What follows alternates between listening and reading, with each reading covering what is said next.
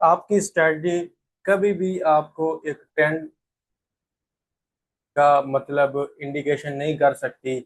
और जिसको मतलब हम इस मार्केट में वेव भी कहते हैं, इम्पल्स भी कहते हैं, उसको कैसे मतलब ज्वाइन करना है, ये बहुत कम स्ट्रेटजीज है मतलब जो इंडिकेट करती हैं।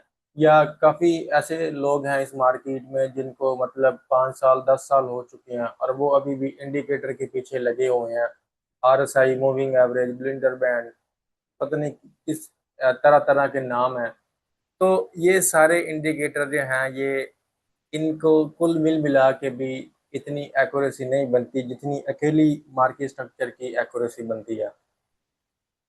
फॉरेक्स अगर जो है, हम पिछले तकरीबन 1.5 साल से ये फोरकास्ट बना रहे हैं। गोल्ड का डेली का प्राइस एक्शन हम डिस्कस करते हैं और आप मेंबर के सामने आके, यानी कि प्राइस का बिहेवियर के मार्केट स्ट्रक्चर जो है, हमारा सारा एनालिसिस मार्केट स्ट्रक्चर की बेस पे होता है। हमारे मेरे चार्ट पे आप लोगों ने कोई भी इंडिकेटर कुछ भी नहीं कभी देखा होगा और ना इंशाल्लाह आप आगे देखेंगे, क्योंकि हम प्योर मार्केट स्ट्रक्चर और प्राइस एक्शन को देखकर ट्रेड करते हैं। यहाँ पे कल की अपडेट अगर हम डिस्कस करते हैं तो हमने डिस्कस किया था कि हम अगर बाइंग करेंगे तो इस एरिया के ब्रेकआउट के बाद करेंगे, और सेल करेंगे तो हम इसमें प्रॉपर साइन का वेट करेंगे। जैसा कि मैंने बोला था कि हमें इस 4310 का एरिया 4 के टाइम फ्रेम पर ब्रेकआउट हो, उसके बाद फिर प्राइस डाउन साइड एक मूव लें, तो हमारी जब 5 वेव कंप्लीट होंगी तो देन हम इसमें बेरिश होंगे।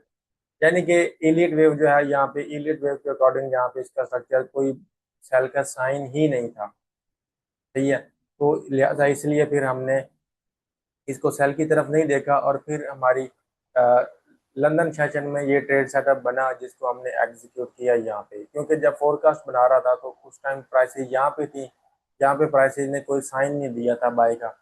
लंदन सेशन में जब ये एरिया ब्रेकआउट हुआ, 1H की कैंडल क्लोज हुई, तो उसके बाद यानी कि हमने इसमें बाइंग की पोजीशन बना ली थी। अभी करंटली अगर हम इसको डिस्कस करते हैं तो अभी इसका यही एरिया है ब्रेकर ब्लॉक का, तकरीबन 4440-30 के राउंड अबाउट ये एरिया बनता है। इसका अगर हमें टेस्ट मिलता है तो यहाँ से हम इसमें अपसाइड की मूवमेंट एक्सपेक्ट करेंगे। बाकी करंटली इसका एक ये भी सपोर्ट जोन है, इसको भी आपने माइंड में रखना है, ये वाला एरिया। इस एरिया का अगर 4470 के राउंड अबाउट आती हैं प्राइसेस तो ये भी इसका एक इंट्रा डे में डिमांड एरिया कंसीडर हो सकता है।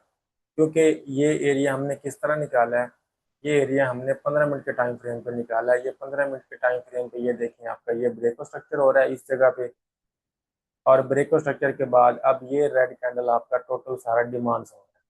तो अगर यहाँ तक हमें रिट्रेसमेंट मिलती है इंट्राडे में, तो यहाँ से हम इसमें एक बाय का रिस्क लेंगे, इस लो के नीचे स्टॉप लॉस रखकर इसको कैच करने की कोशिश करेंगे। तो ये इसकी जो थी मतलब यहाँ तक की आज का प्राइस एक्शन हमें नजर आ रहा है। बाकी अगर ये एरिया 15 मिनट के टाइम फ्रेम पे ब्रेकआउट होता है तो इसके फिर ब्रेकआउट के बाद इसके टेस्ट पे फिर यहाँ तक हमें ड्रॉप देखने को मिलेगा।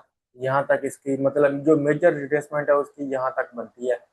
ये एक छोटे टाइम फ्रेम की मतलब रिट्रेसमेंट की बात कर रहे हैं कि छोटे टाइम फ्रेम में ये एक डिमांड एरिया है, यहाँ से थोड़ी बहुत बाइंग के बाद में भी प्राइस इसको तोड़कर यहाँ तक, क्योंकि जो करेक्शन होती है ना, रिट्रेसमेंट होती है, वो कम से कम 4H की जो है ना उसको आप देखा करें। ठीक है। अब 4H के अकॉर्डिंग अगर हम देखते हैं, यहाँ पे अगर हम 4H के टाइम फ्रेम पर जाते हैं तो देखें तो यहाँ पे ब्रेको स्ट्रक्चर हो रहा है, तो इस ब्रेको स्ट्रक्चर के बाद यहाँ तक तो इसकी रिट्रेसमेंट आएगी।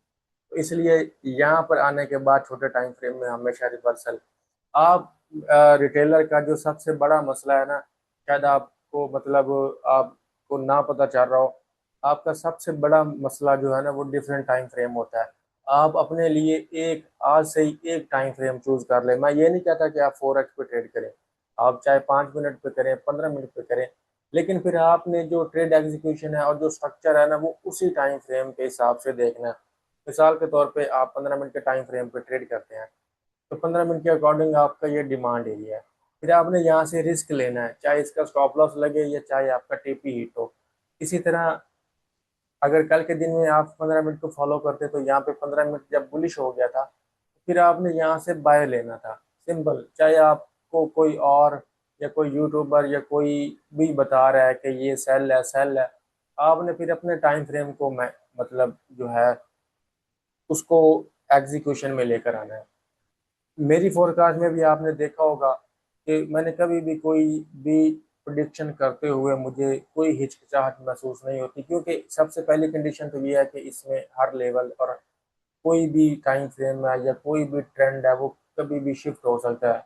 ऐसा नहीं है कि ये हमेशा बाय रहेगा, कभी सेल भी जाएगा।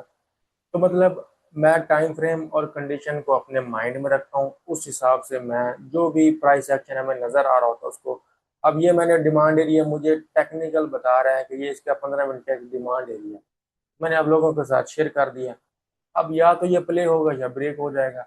उसके बाद नीचे हमने 4H का एरिया निकाला है, ये वाला। तो यहाँ तक अगर हमें रिट्रेसमेंट मिलेगी तो इस एरिया तक हम वेट करेंगे, और इस एरिया में आने के बाद यहाँ से हम इसमें फिर एग्जीक्यूशन करेंगे बाय की, छोटे टाइम फ्रेम में कोई भी छोटा मोटा साइन देखते हुए। इवन कि आप यानी कि 4H के लेवल को आप डायरेक्ट भी प्ले कर सकते हैं। तो मतलब ये है इसका आज का सिनेरियो। अभी करंटली हम इसमें बुलिश हैं। हाँ, एक चीज़ मैं आप लोगों के साथ शेयर कर दूं, जैसा कि आपको याद होगा तकरीबन 2-3 हफ्ते पहले हमने ये वीडियो बनाई थी कि हमारा ये एक चेंज ऑफ करेक्टर है वीकली टाइम फ्रेम पे, यहाँ पे। अब इस वीकली टाइम फ्रेम में इसका ये वाला एरिया बहुत इंपॉर्टेंट एरिया है। इस एरिया तक हम इसमें बाइंग अपॉर्चुनिटी ज्वाइन करते जाएंगे, लेकिन यहाँ आकर फिर हम प्राइस का रिएक्शन देखेंगे। और अगर यहाँ पे 4H या डेली का कोई साइन मिला तो फिर हम यहाँ से इसमें अगेन हमें सेल अपॉर्चुनिटी देखने को मिल सकती है।